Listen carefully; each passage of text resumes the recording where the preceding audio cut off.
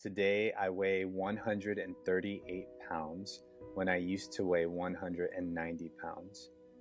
I have 11 new scars across my stomach and backside. I still can't feel my toes due to neuropathy, and I take a pill every day to keep me from aspirating. As I readjust to this new life, it has become clear to me that I can never go back to my old life. Cancer has changed me. Hi, I'm Mark. I'm from Los Angeles, California. I was diagnosed with stage 2 esophageal cancer in 2024. In a way, cancer gave me peace. My life was very chaotic and there was a lot going on, a storm per se, and cancer just calmed that storm and allowed me to calm down in every aspect of my life. 6 months into 2024, things were going great. I was doing 5Ks, I was working out, I was just, I felt like my heart was finally healing from being shattered back in 2021. And so it was about February 2024, March, I started having trouble swallowing. It was just sort of, I would eat and it would be a little bit difficult to go down. The food would be difficult to go down. And I didn't think anything of it. I thought, well, maybe I just need more water and I need to drink more liquid. And so I started drinking more water, but the but but the difficulty swallowing slowly started progressing and getting worse. And so I made an appointment with my primary doctor and I went to see him and he checked me out. He looked at me. He's like, "You look fine. You look great and you seem like a healthy young man.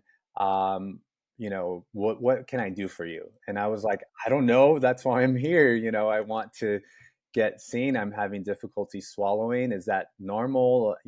What can we do?"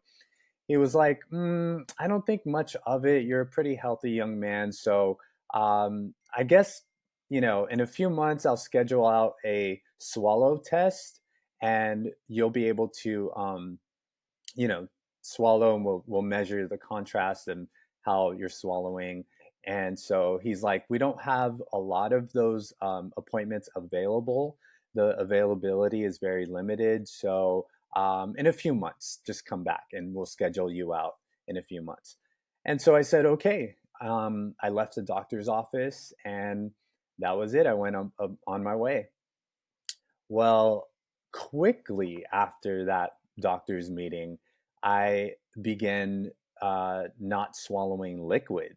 So I would chew my food and I could swallow solids um, like kind of mediocrely. And then it became so difficult to swallow solids that I would only drink. I would only um, drink liquids, and then the liquid would be difficult. It started getting difficult to digest and go down, and so that was a huge red flag. I was like, okay, I'm not able to eat, and I'm not able to drink now, so there definitely is a problem. And so that's when I went to the emergency room and I waited there for a good 8 to 10 hours. And I finally saw a doctor and they ran a CT scan and they took blood work.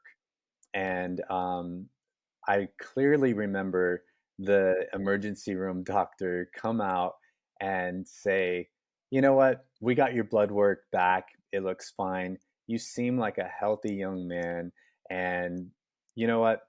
The CT scan, that will probably be fine as well. So I'm going to go get the results and I'll be right back."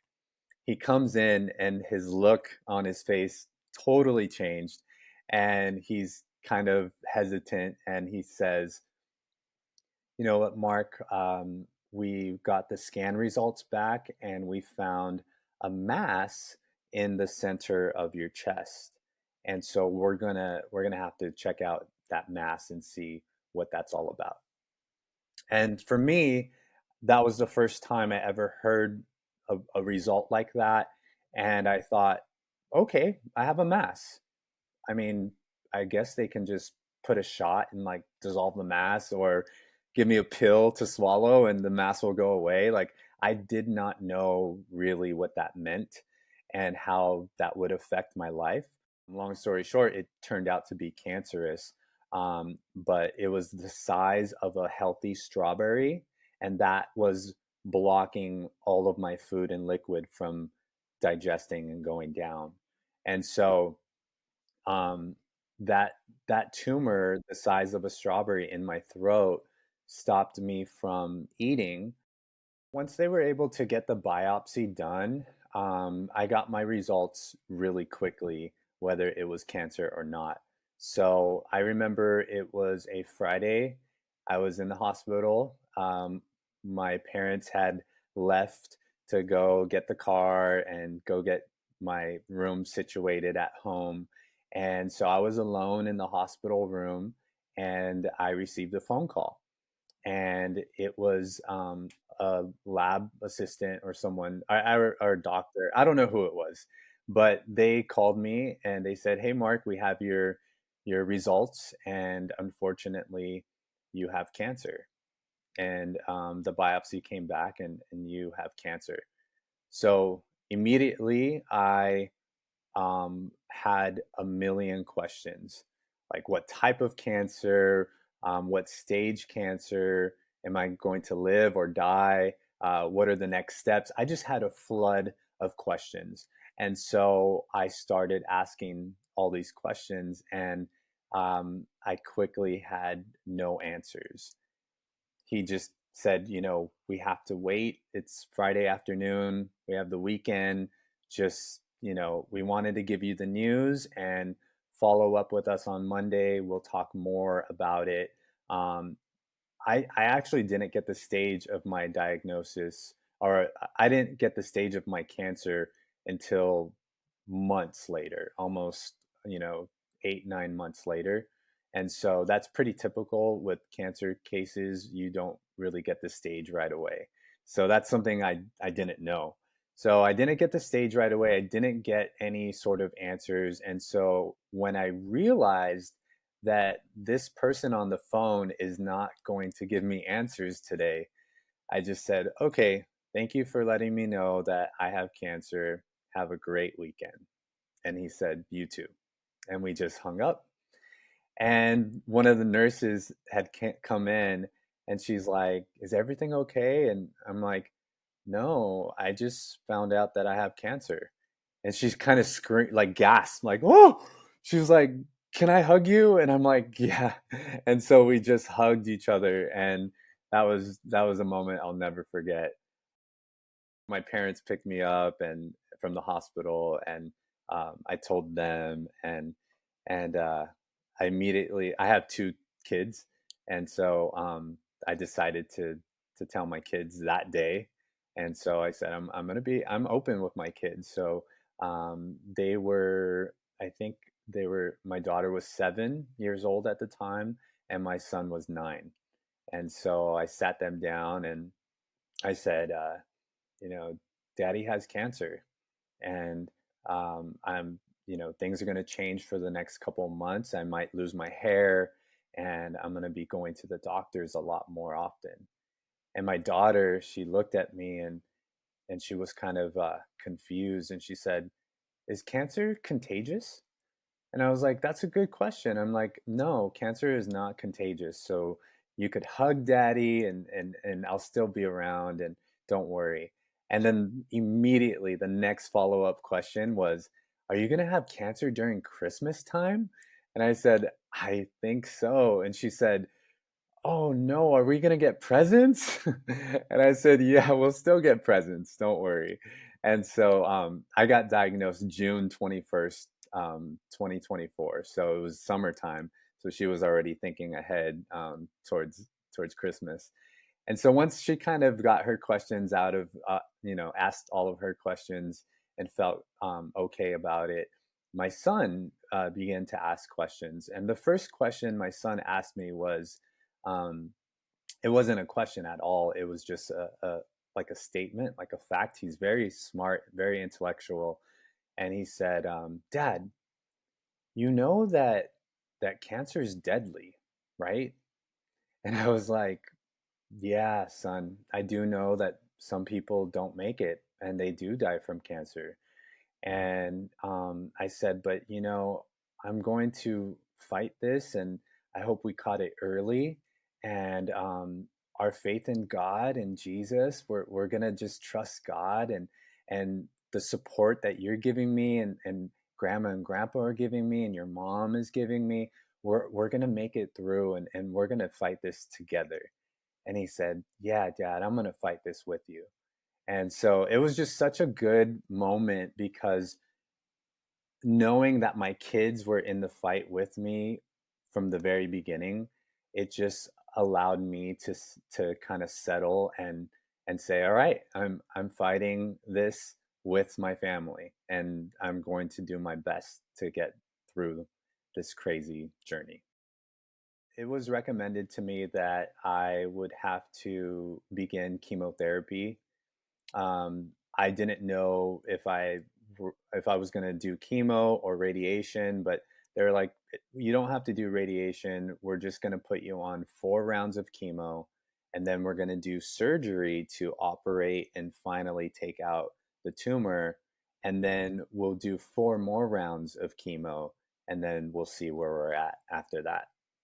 And so I agreed. I said, okay, you know, I was I was thrown into this cancer journey. So I was just nodding my head the whole way through, like, okay, doctor, okay, doctor, okay, doctor. And so when they recommended chemo, I was like, okay, doctor, even though I had no idea what was in store. And so I went to my first round of chemotherapy, and I was like, you know what? I'm going to be vocal on social media about my cancer journey in hopes to help others, and also just to share with my friends and family what's going on in my life currently. And so I began to document my chemotherapy journey. And I remember the first round of chemo, I felt okay. I was like, okay, I think I can do this. So I hopped on my phone and I was like, hey guys, I just finished my first round of chemo. I feel okay. And, I think this is going to be okay. Okay, son, round two. Right. Round two. We got this. You got this. Yeah. Yeah.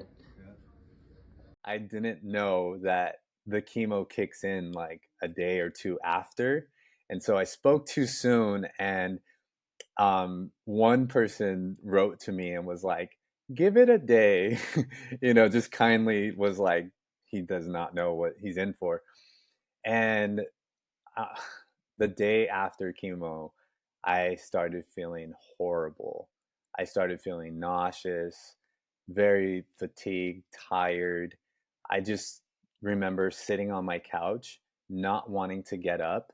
I couldn't even pick up my phone. My phone felt like a brick. And I just was like, what is going on? My whole body felt suppressed and just weak.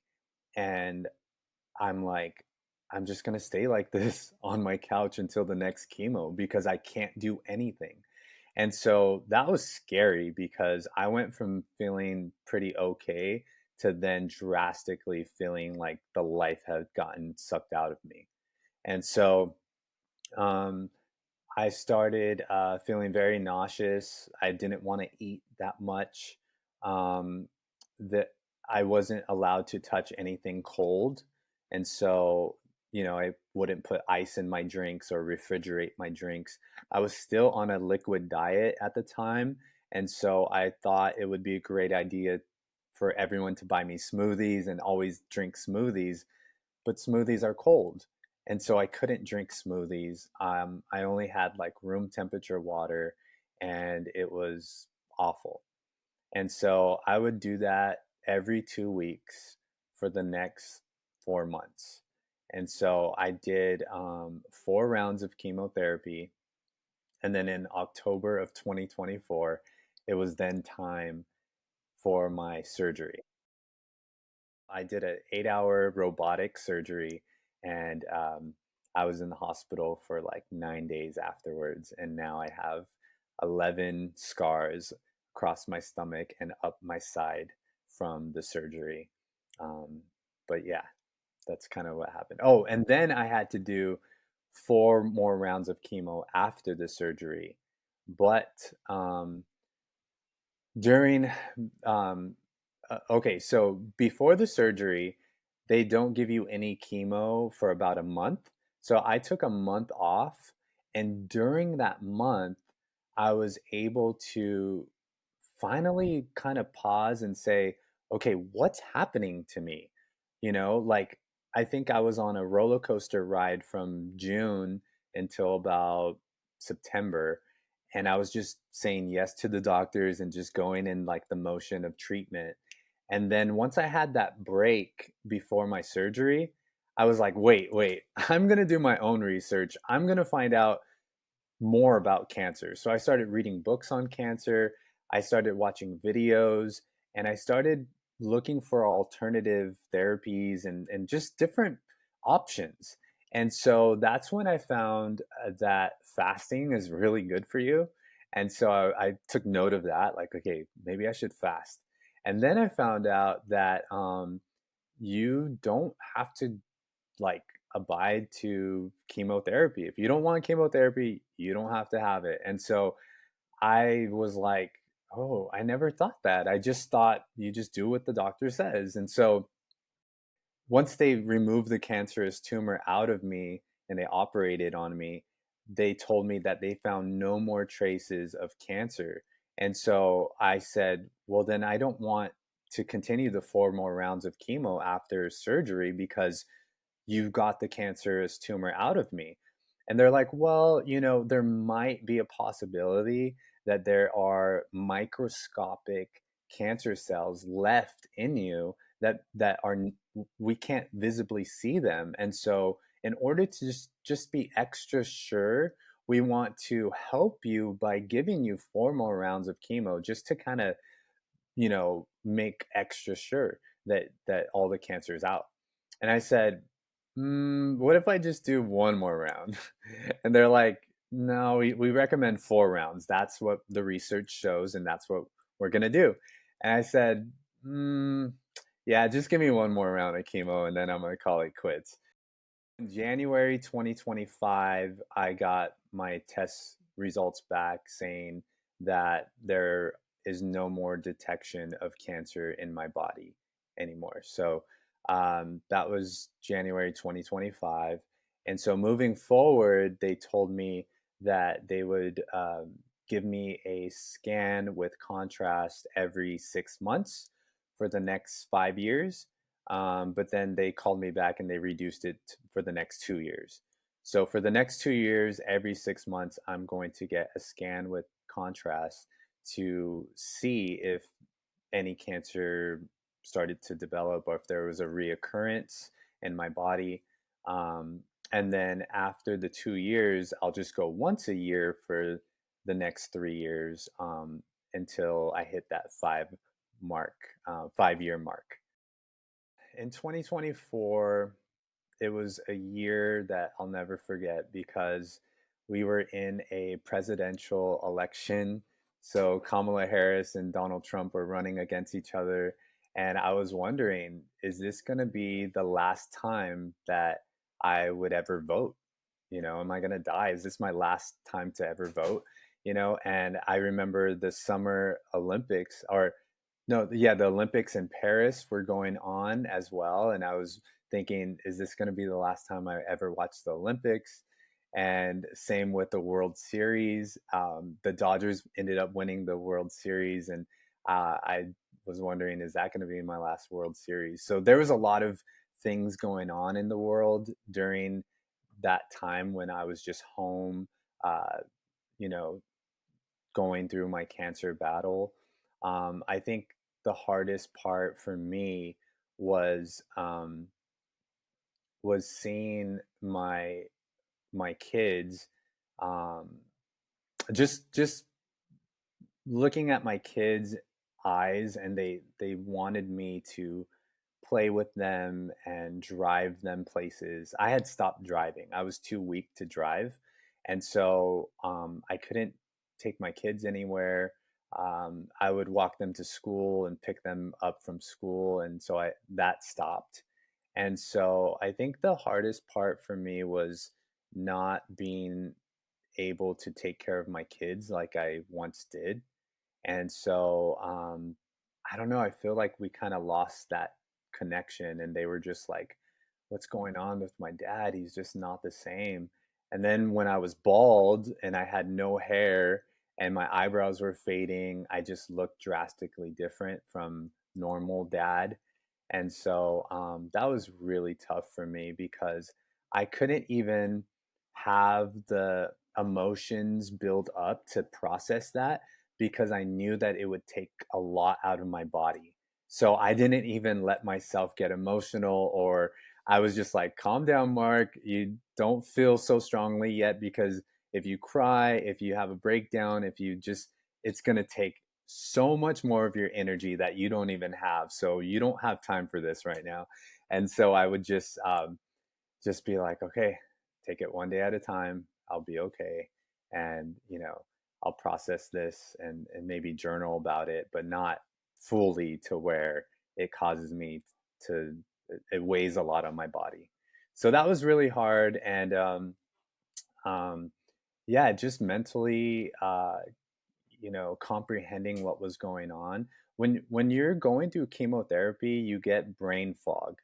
So you experience this type of forgetfulness and this like fogginess when you're thinking. And so that was very difficult for me because I think a lot. I'm very much like on it when it comes to ideas and brainstorming and, you know, planning. Cancer has definitely changed me. Um, I come to the realization that I will never be the person who I was before cancer. I'm a completely different person. I mean, I'm still me, but after you experience something so hard and so difficult and so traumatic, it changes you. You can never go back to, I can never undo what I went through. And so, yeah, it definitely has changed me moving forward.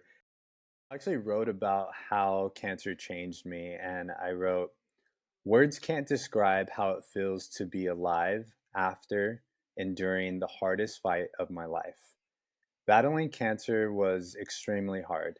It took so much out of me physically, mentally, and emotionally.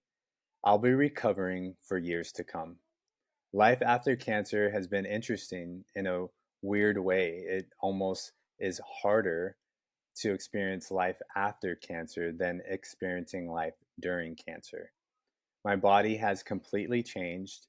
Today, I weigh 138 pounds when I used to weigh 190 pounds. I have 11 new scars across my stomach and backside. I still can't feel my toes due to neuropathy, and I take a pill every day to keep me from aspirating. As I readjust to this new life, it has become clear to me that I can never go back to my old life. Cancer has changed me. You might see me traveling and doing weddings again. You might see me and say, wow, he looks pretty good. But the truth is, I'm still waking up from a nightmare. I'm still processing the life that was sucked out of me during chemotherapy and the trauma I experienced while my body and my soul were fighting to stay alive. I'm so happy to be alive today, but where do I go from here? Only time will tell. And that's life after cancer. The biggest takeaway is manage your stress. Only live for today. Like, sure, you could make goals and plans, but you don't know if you're going to be here for that long. You don't know how long you have. So, the best thing to do is to live for right now, this moment. This moment, everything's good. We're okay. I'm breathing. Life is good. And I can only handle today's stresses and anxieties and worries just for today. So that's what I've been doing since, you know, since I found out that there's no more cancer in me. I've just been taking it day by day, and it has been the best decision of my life.